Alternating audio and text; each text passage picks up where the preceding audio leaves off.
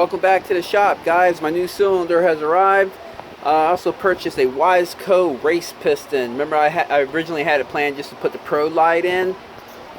There's the Pro light in that box, but I think I'm probably just going to return it because I decided to go with the race piston, and I'll show you why. But before I get started, if you haven't caught the part 1 of this video where I pulled the motor apart, the top end part of my YZ250 two-stroke, she's over there waiting for the new cylinder to go on, and you're interested in watching that, just you can go back to my videos, or I'm going to try to post a link in the description down below to the part 1. But yeah, let's get moving here.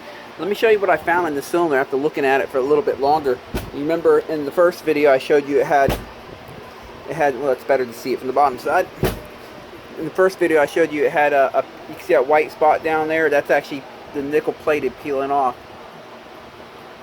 See it in there? But after a closer observation, I noticed that on the exhaust port, let me see if I can get a good light angle on this. You can see the ring turnaround for the there you go. You see where the rings have been turned, just like right here in this area, right here. You'll see where the rings have been turned around. They're kind of eating a groove. You can see the light. That's actually a groove. You can actually feel it with your finger.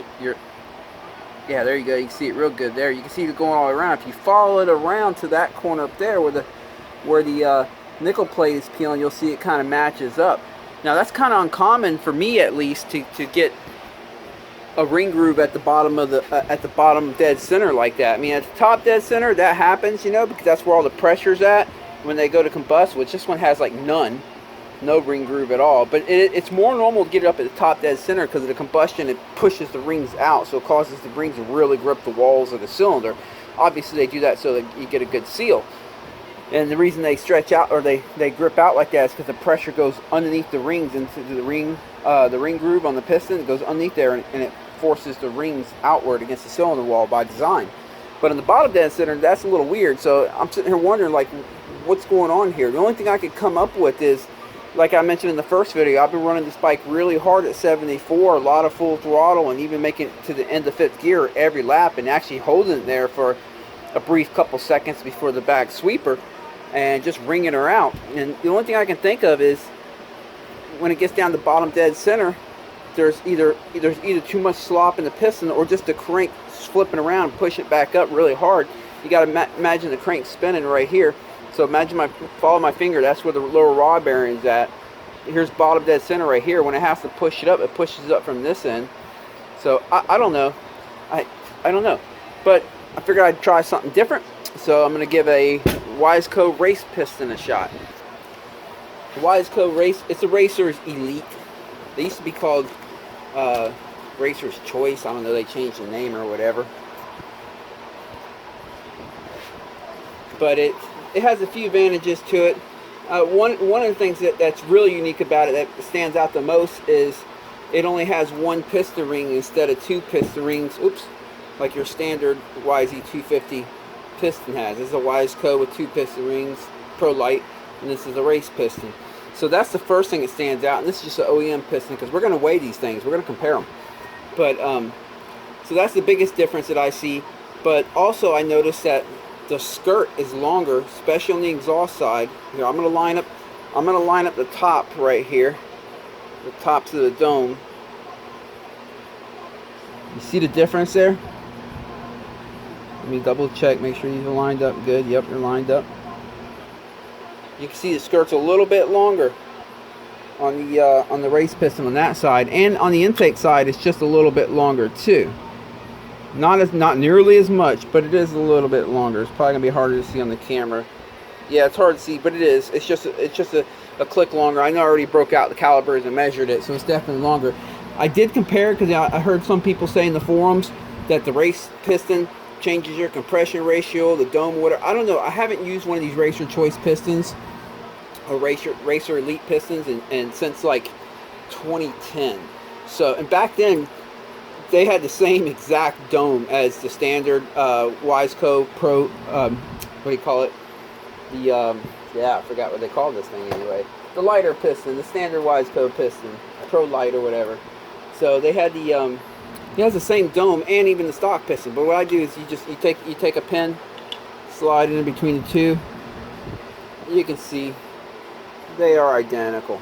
So it's not higher, like I read in some forum, some guy was like, oh, that's why it makes more power, because higher compression or tightens the squish. No, because I remember years ago, I already had my head modified, I went from an OEM piston to just a standard YZ250 Pro Light, and I rechecked the squish when I went to the Pro Light to see if there's anything different with this dome, even the angle of it, even the angle. I wanted to make sure everything was the same, and I got the same measurements across the board, so it appears the Racer Elite is the same as far as that.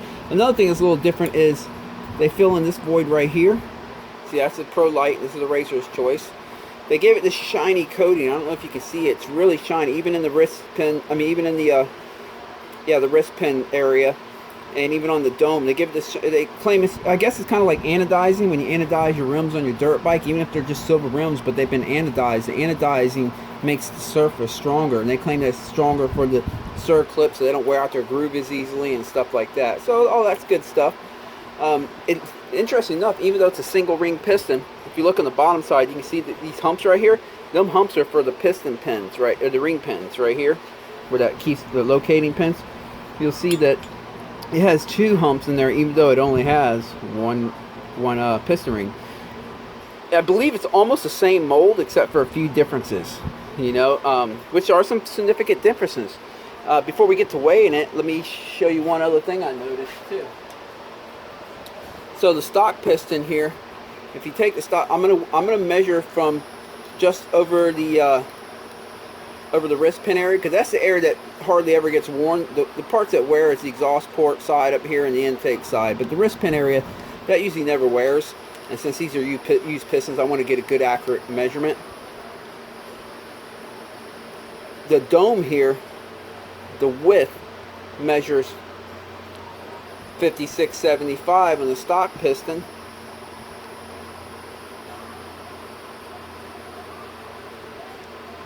I'm getting 76 on the YZ250 Pro Light. Now here's an interesting thing. I already measured this. This one's wider up at the top. That's interesting to me.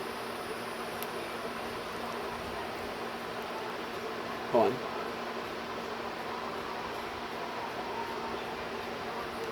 $56.84. So that's $56.84 versus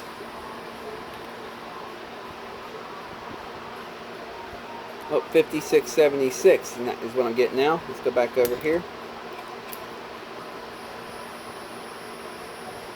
$56.84. I keep saying 56. I'm sorry. $65.84. $65.84.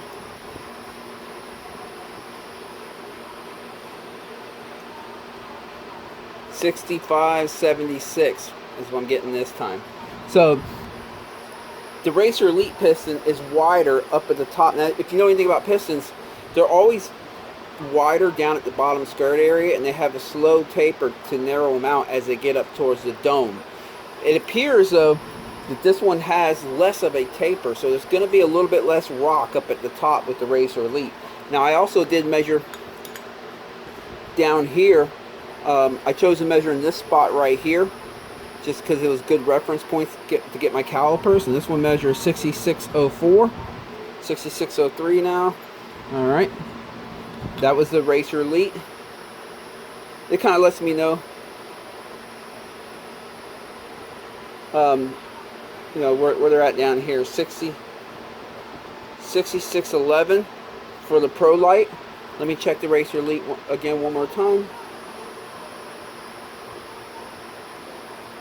Yeah, see 6604, so it's actually more narrow down there and fatter at the top end. That's interesting. And this is the OEM piston, 6608, so they're all a little bit different in size. Now, just a quick little recap history lesson based on what I know about this YZ250 Racer Elite piston is this was actually originally designed for Ricky Carmichael's RM250 two-stroke that he was racing in like 2005. They needed a more robust piston for him for whatever reason. And the RM250 two-stroke pretty much shared the same pistons as, it is the same piston as the YZ250 two-stroke. So you can actually put this piston in an RM250. If I remember correctly, I think they even got the same part numbers for the RM250 and the YZ250 from YZ250. But So it was originally designed for a racer, so, you know, yay, it's a race piston. But hopefully they did some cool things. It's interesting on the bottom, they kind of tapered this a little bit here. I pay attention to this stuff because this affects your pre-compression, where they call it, when the piston's going back down, it's compressing the charge that's in the crank area. Less space in here or more space in here can change things a little bit. So I pay attention to all these little things. But everything else measures the same. The window heights, I mean, yeah, everything's the same. So I'm going to give this a shot. Maybe it won't rock as much if that's what's causing that ring groove issue that I had in there. I don't know. I'm just trying something different. So let's see what happens. Alright, now we're going to weigh these pistons. When you weigh pistons, especially at different brands, you always want to include the wrist pin, because wrist pins have different profiles. Like this, just this OEM wrist pin. Let's see how much this weighs. I'm weighing all this in grams. That wrist pin weighs 5601. That's the OEM Yamaha piston, 56.1 grams. The YZ one the YZ250 one weighs 47.9 grams, so it's obviously lighter. That was the Pro Light. Let's see what the brand new Racer Elite. The same, basically it's reading 48 grams, and this one reads, again, we'll go back to that, 47.9, and that's probably just that from the little bit of wear. They're pretty much the same. So we know the Yamaha uses a heavier wrist pin in their piston, but that's the whole piston assembly. So we're going to put that in there. We're going to weigh the piston with that and whatever rings they come with. This one comes with 2 rings, so we're going to weigh it like that. So let's see what we got. We got 287 grams for the Yamaha stock piston. Let's go to the race piston. Oh, got to put the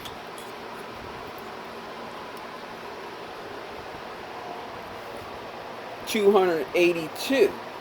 So what was this one again? Oh, Yamaha? 287. So the race piston is a little bit lighter than the stock piston. Not much, but a little bit.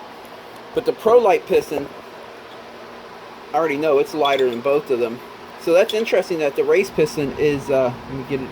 The race piston is a little bit heavier than the Pro Light. The Pro Light is 275 grams, 275.5 to be exact. So this is the lightest, the Pro Light, and I guess the name fits it. The Racer piston is heavier, almost as heavy as the stock piston, and the stock piston is the heaviest of the bunch. So that's where we're at on the weight. Now keep in mind that this is a new piston. This is a used piston, and so is this one. So actually, technically, these are a little bit lighter, just by a hair lighter than if they're brand new, but still close enough. We got an idea what's going on here. Alright, I guess, yeah, let's check out that new cylinder. Let me pull that thing out of the box. Brand new cylinder, right from Yammer Hammer.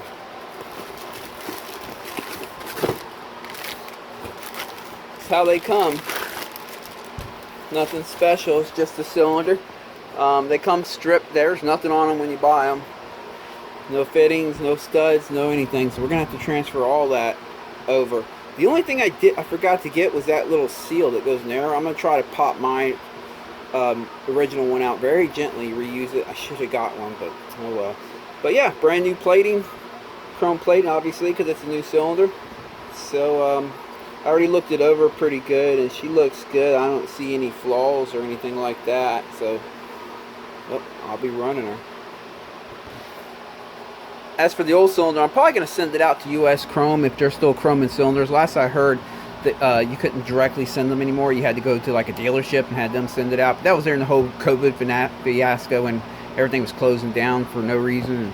So I'm going to try again, see if I can mail it out to them, or maybe Millennium or whatever it is. Just get it replated, put on the shelf to have a good backup. But first thing I'm going to do is let me go ahead and get these reed pedals off, get that out of the way so I don't risk damaging anything. And get these out of there.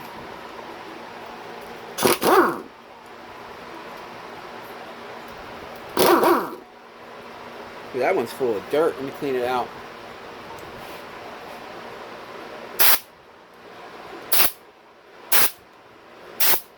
There we go.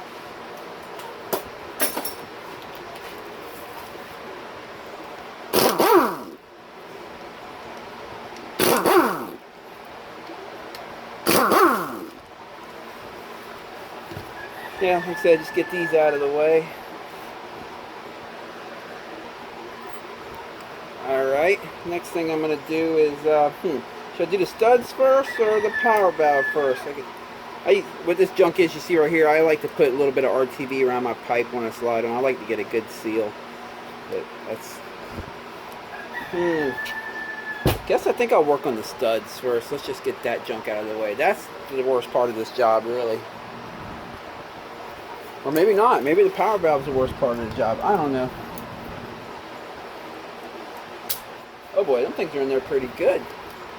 I need to get some little locating pins out.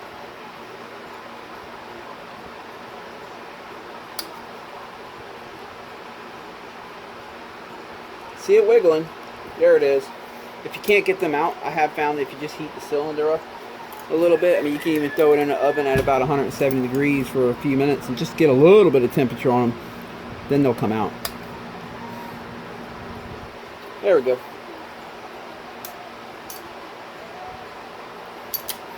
Alright. Hopefully these aren't too tight. I just take some of your 12mm nuts that you find all over your bike. Put two of them on there and lock them in together. Like I said, hopefully these aren't on too tight. Oh, you know what? Hold on.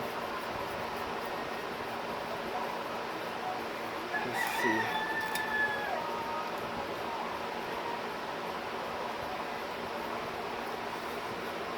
You can always just buy new ones. I don't think they're that expensive. You don't want to go through all this. But if you're looking to save $1 or $2, this can help.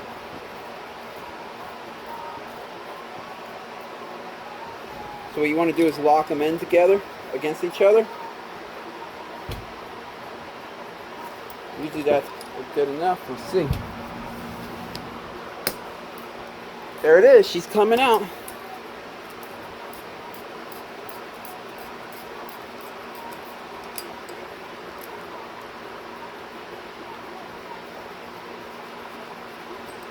Well, I already have them studs on there, or the nuts on there. I'm just going to go ahead and put in a new cylinder. And you lock it in the same way.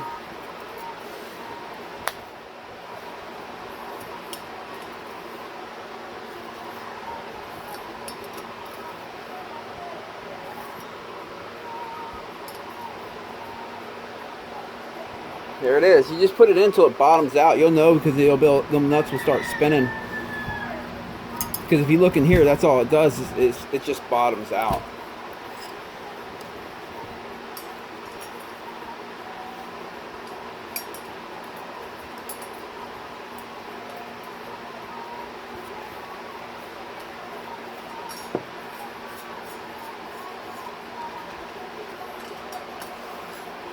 And that's how you do that. I'm going to do that to the remaining 6 or 5.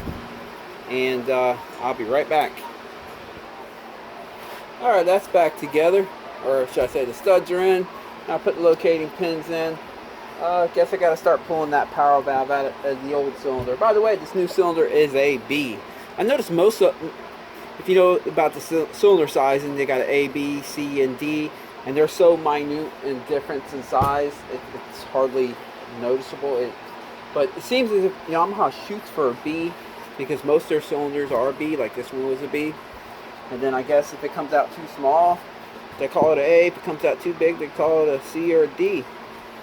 But the best way to get these things out is with like one of these impact screwdrivers if you don't want to strip them out.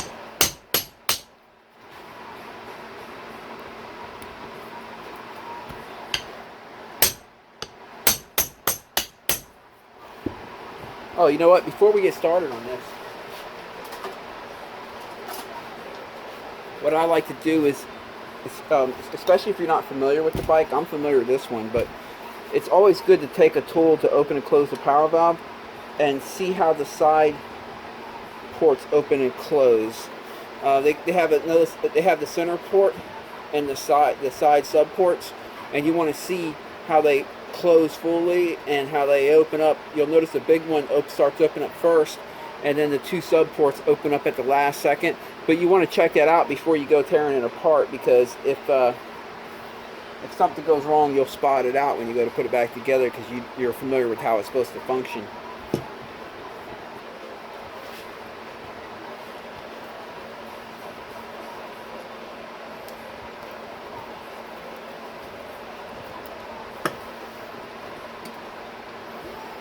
Alright, that's off of there. You can see it's just a little drum in there. It's been a while since I've taken one of these apart, though, I will be honest.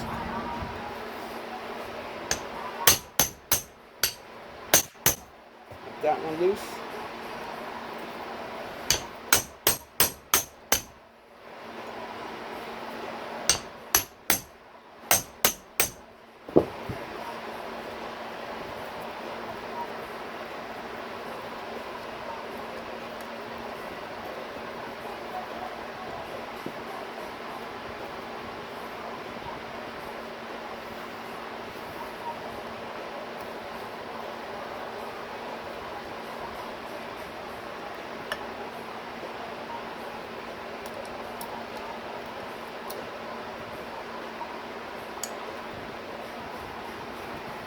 Got to knock them out. Let me see if I can just do it by hand.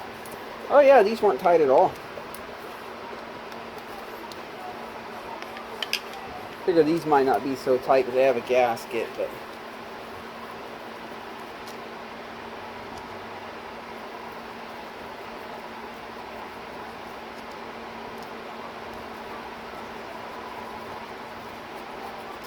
you'll notice, I noticed it says up right there.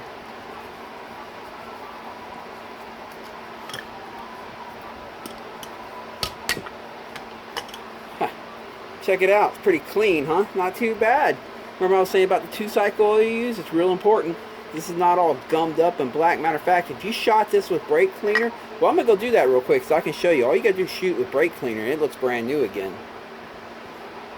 Well, maybe not brand new, but you can see it's pretty clean. So yeah, we gotta get this apart here. Where do I start? I think I'll start with these two Phillips. After looking it over for a minute.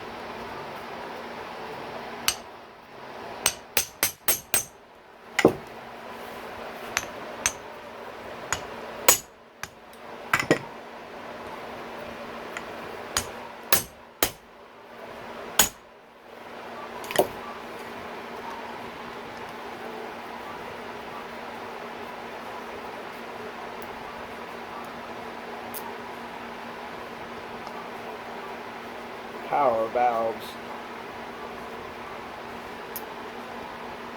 Let's see if I can work that out of there already, or is she locked in there?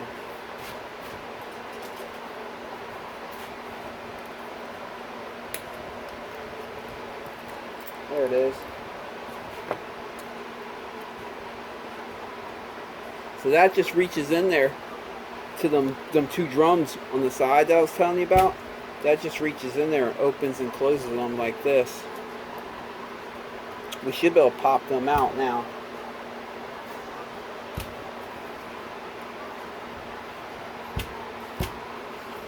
Let's see what's the best way to access it. Here it is.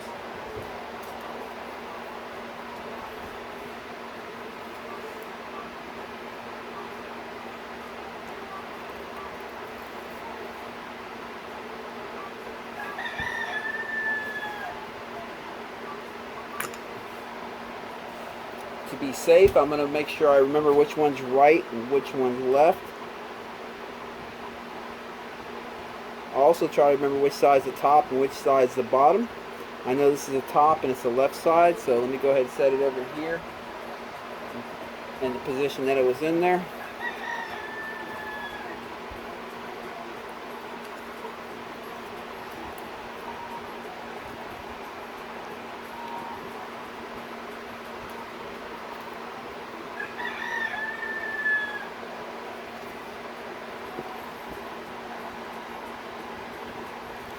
Alright, we got them drums out. Now we just have to worry about the activation mechanism right here.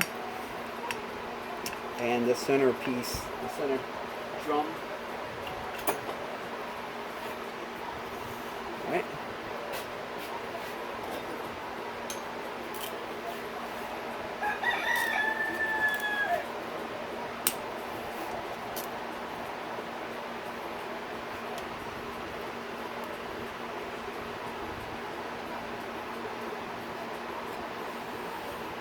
Doesn't want to give it back. There we go.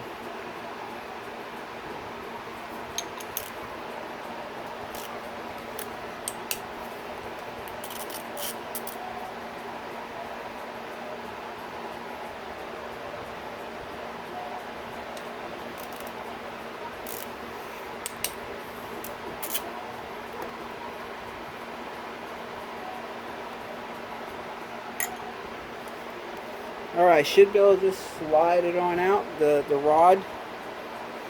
You're going to want to remember how all this stuff's positioned. Like, you see we got the washers right here, and this spring, and these little things. You'll notice that the ramps kind of shoot in towards the inside, so let's remember all that.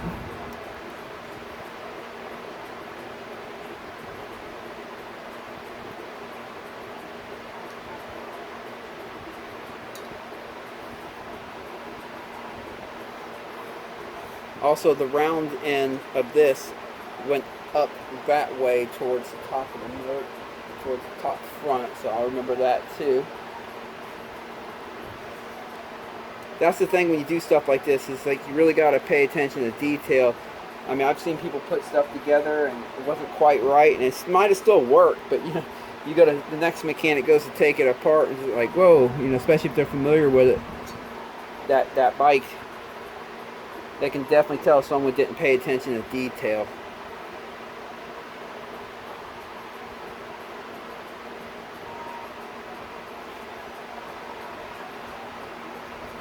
Last but not least, we have this thing.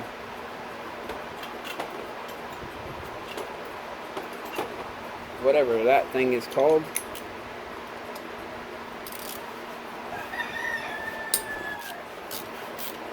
This has never been out. This is a virgin. It appears Yamaha did a good job at Loctite and everything, so that's good. As you know, I will be Loctite and everything when I put it back together.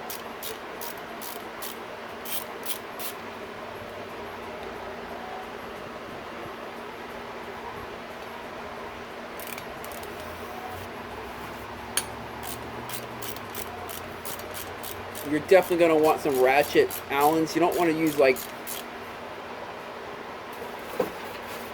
You really don't want to be using stuff like this. It's kind of a recipe to strip them out.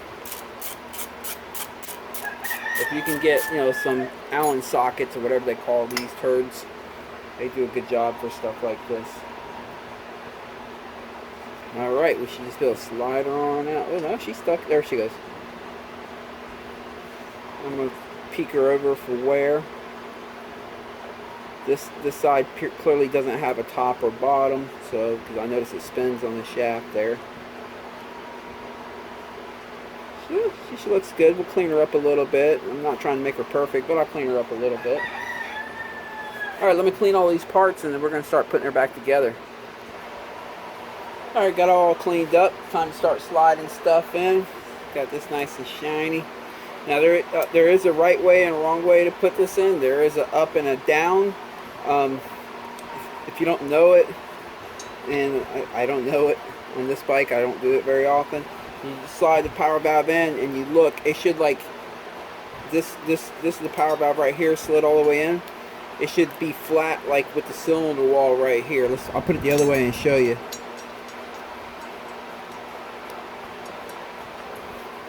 You see how now it's like angled, I don't know if you can see or not, but it's like angled like, it's angled like this to the cylinder now, so that's not the right way. The other way was the right way, where it's like flush straight like with the cylinder wall. See that? So that's the right way, so we'll leave her in just like that. Alright. What would be the next step? I guess reverse in the order that I pulled everything apart. I remember this. Wait, hold on. No, that's not. No. this was in there. These, put a little Loctite up. Oh man, I'm almost out of Loctite, guys. Should have enough to get the job done though.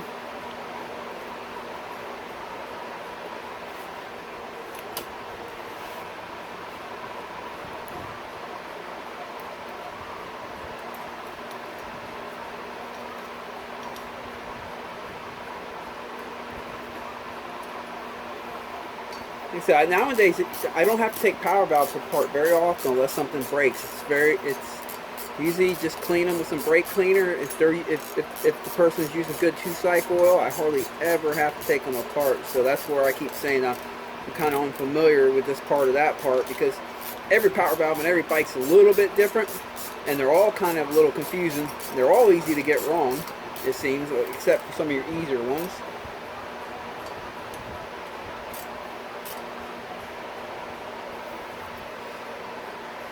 I like to get them on there pretty tight. I don't strip them out, but I use Loctite and I get them on tight because I don't like it when stuff comes apart. And if you don't use Loctite on these parts and you don't have them tight, you just have them too loose, they will come out. They will come loose, and then it likes to break stuff in there when that happens. You'll wear stuff out and makes a mess. This is where it kind of gets a little fun. You got to get the rod here. But you know what? I forgot to get the seal. That little seal right there that I said I should have bought a new one. Let me pop that out real quick. There you go. It just popped out and popped right in. How much you want to bet I actually have one of these here? I'm sure I do. But this one's in great shape, so I don't have a problem. It's easier just to reuse this instead of going and look through all the seals I have. But I bet you I have them. Okay, so this is where it gets fun, like I said, because you have to put one piece on the rod at a time as you slide it in. So, you know, that's where it's best to kind of line things up in order when you take it apart. Kind of helps ease this part of the job up a little.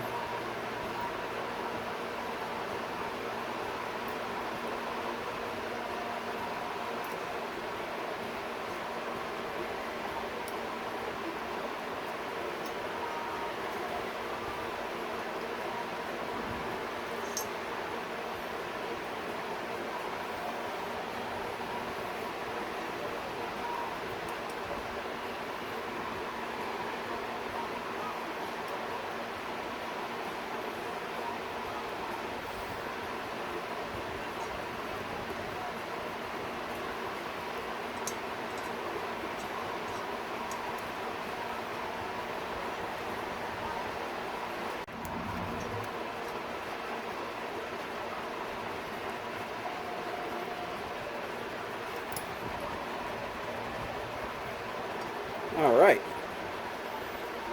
and now it's Loctite again.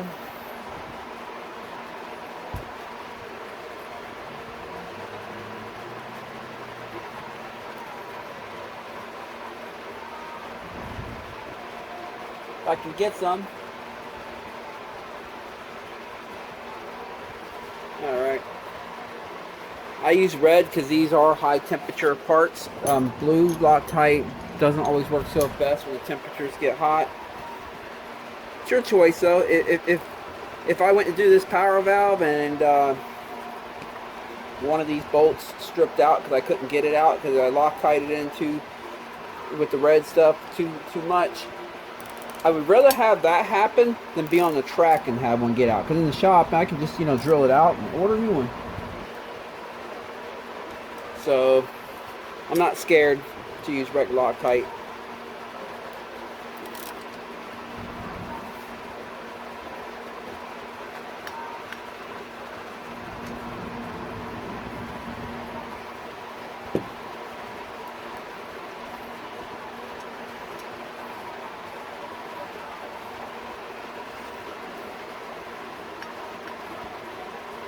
See a little wiggle room right there.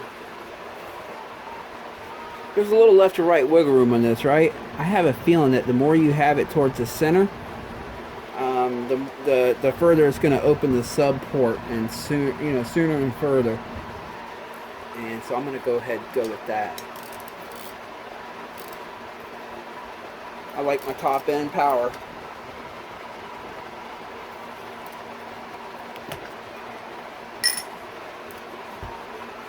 Yeah, you can see they actually set the screws up with a little bit of left and right. I bet you that's just to do that, so you give you some room to dial it in, because I did notice when I was opening and closing it, the left side opened up a hair bit sooner than the right side, and a little hair bit further. Just a click sooner. As I was spinning the power valve rod over here, it would open I'm talking about the sub ports here, the two on the back, the two on the sides. The left side would open up a little bit sooner and open up a little bit further. Again, this was all stock stuff, it's never been taken apart, but you can see see that little bit of left and right here? Wait, right there, you see that? I believe that gives you some room for adjustment.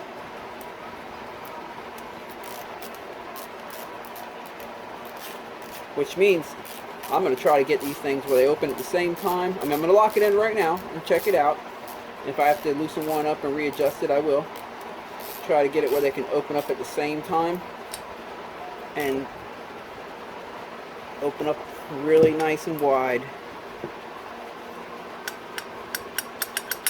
Alright, now it's time to work on the sub ports.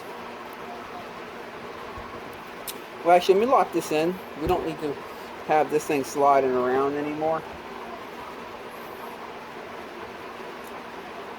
Oops.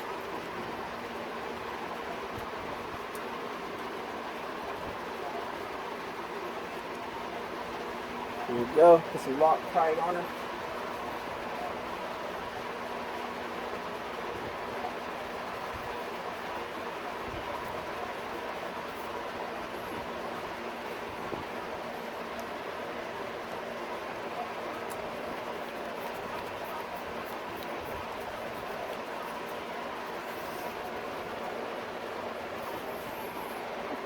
A little more for good measure.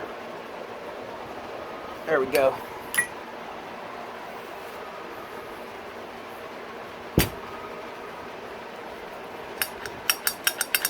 So she moves freely. Everything's right so far. Alright. Sub ports.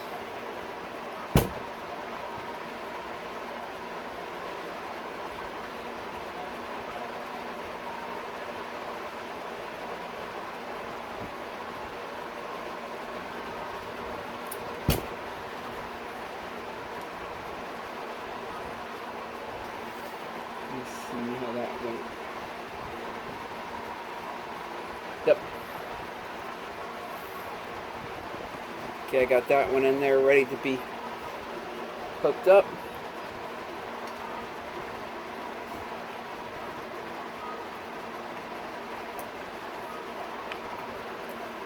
Alright. Oop, that one's trying to slide out on me. There we go.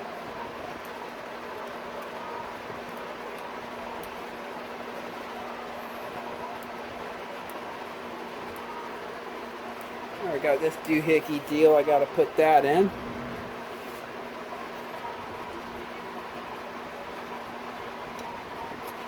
Let me get something to prop this cylinder up with.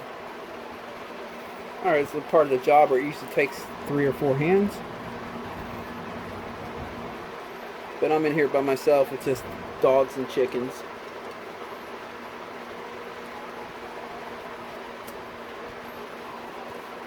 Here's like I got the left one in good. Just got to work on that right one.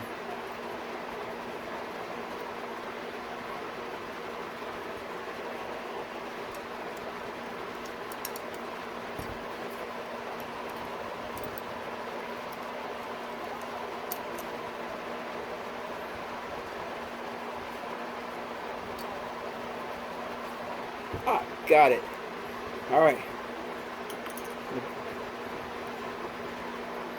Go ahead and put them Phillips in. Throw some Loctite on.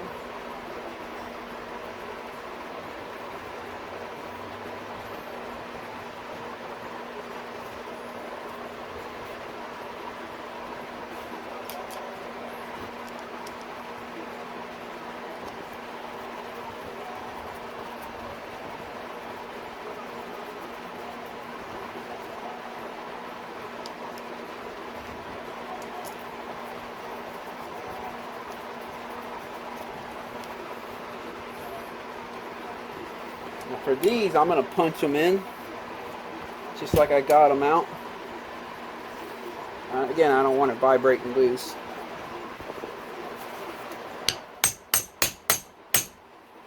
Just puts a little more torque on it, more I can do with my hand with the screwdriver.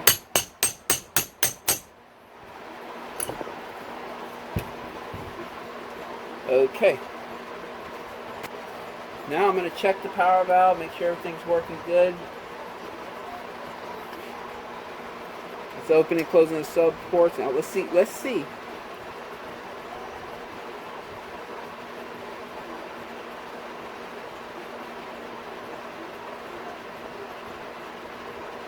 It looks like it's opening about the same time. Let me flip it over, looking this way, and try to see if it's opening them up.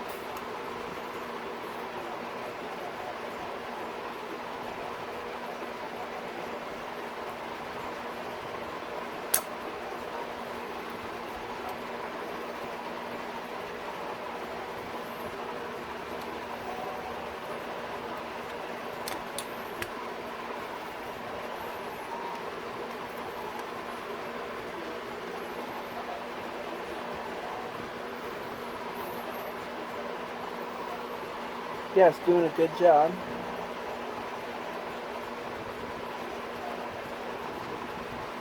Although when it's time to close it, this one should be closed a little more. So this one actually has to slide out. This one has to slide out. So I'm going to loosen it, slide it out, and see if that helps.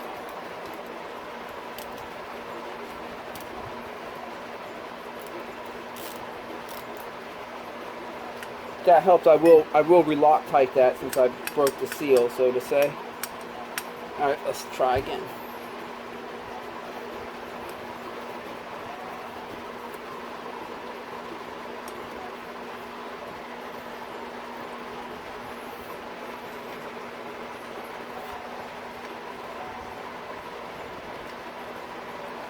That works. Closed all the way now. Ain't that something? So there is a reason for that little bit of slide they give you there.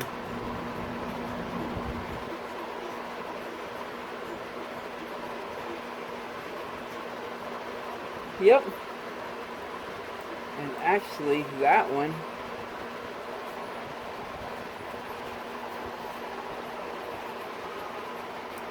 I could probably tighten that one up, because now that I have this one set that way, when it's fully closed, I can grab it right here. I can't make that little drum move in and out any by wiggling it with a little bit of wiggle. But this side, let me see. It's so hard to get you in here and see this. See that drum in there? See the little bit of wiggle it had? Wait.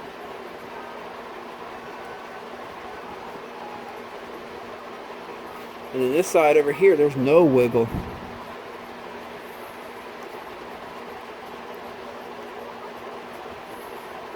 So yeah, let me try that to this side too.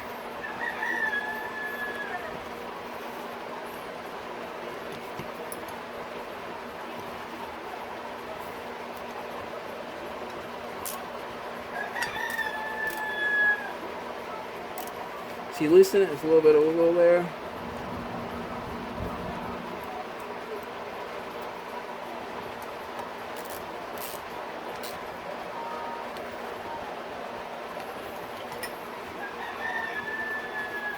Alright, let's see how it worked out this time. Yeah, see, I can't wiggle that one open or close any, and I cannot wiggle this one right here, you know, by grabbing the shaft right here and just like this.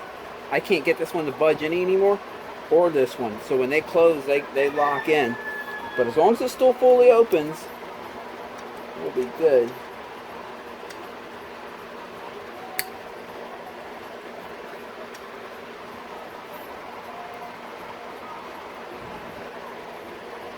Yep, fully opens. Let me look from this side.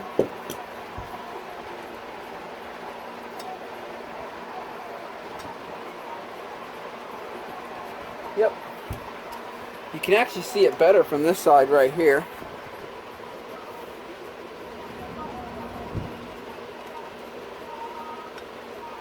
See that thing in there moving? That's what I'm looking at. I want to make sure it fully closes. And on the other side here,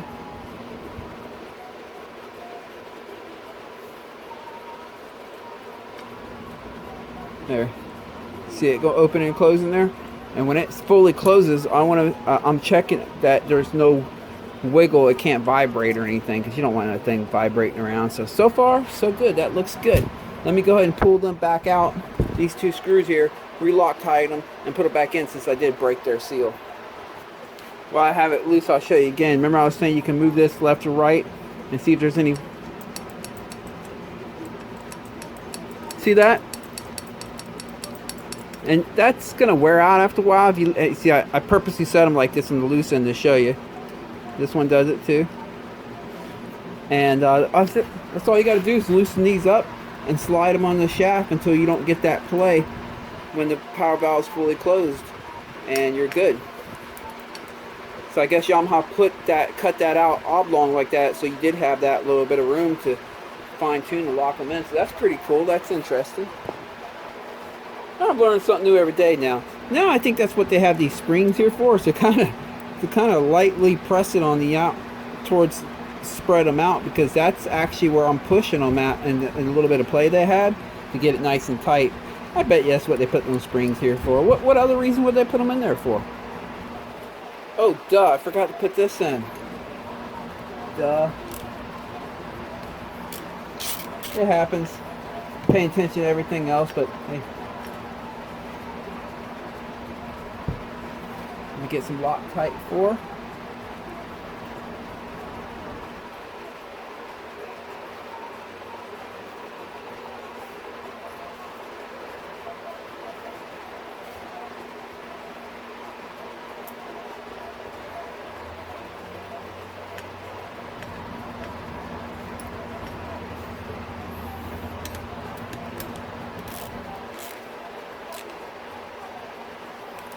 There we go. That's just a little safety thing, all that is. It guarantees that it'll push it down. Alright, looking good. Let me test her out one more time with the tool here.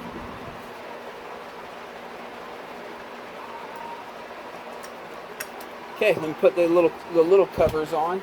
This is the side with the vent. Not going to use Loctite on these screws. If I lose one of these, I don't care. I'll just replace it. Plus, I'll see it's not there. Ain't going to hurt anything, really.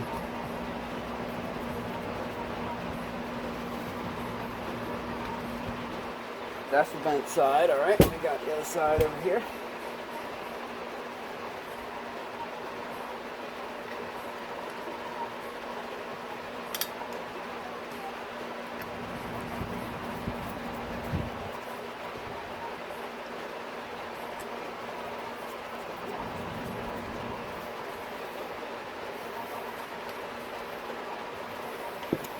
There it is. Test it one more time.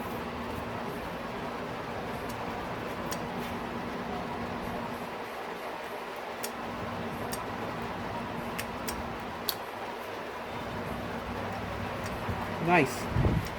Alright. I'm going to go ahead and put this cover back on, I guess. Let me get the gasket for it.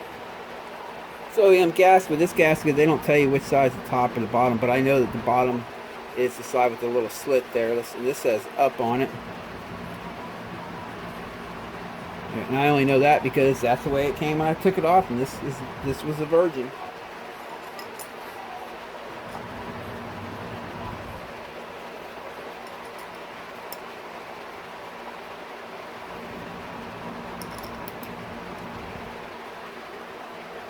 Alright, last thing I got to do to make the cylinder complete is throw my reed cage back on.